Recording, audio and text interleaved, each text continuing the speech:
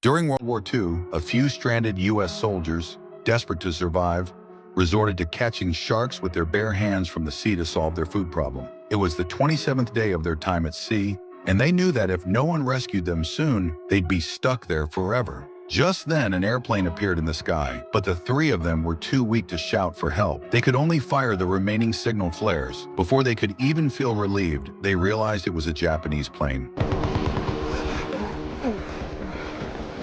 The bullets hitting the sharks made the Japanese pilots think they had hit their target, so they flew off. But when the soldiers climbed back onto the raft, they found it had been shot through. Not only did they need to repair the raft, but they also had to stay alert for shark attacks. They didn't know how much longer they could last, but eventually a Japanese destroyer spotted them and rescued them, taking them to a POW camp.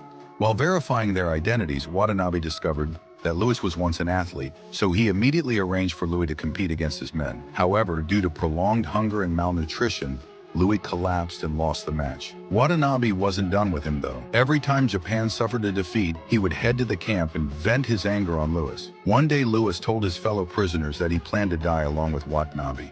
But his friends told him that the only way to truly defeat him was to survive. The next day, Louis was taken to the city. This was the first time he'd eaten his fill. Afterward, he learned that the Japanese high command had discovered his background as an athlete and wanted him to read a statement on the radio to weaken the U.S. military's morale. If he complied, he'd be treated like royalty. But Louis refused, choosing his country's honor over the offer. As a result, he was sent back to the POW camp. This time, Watanabe didn't hit him, but instead tied his hands and made all the prisoners line up, forcing each one to punch Louis. His goal was to break Louis' spirit completely.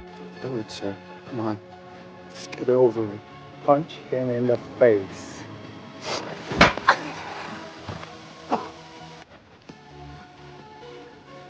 Punch him!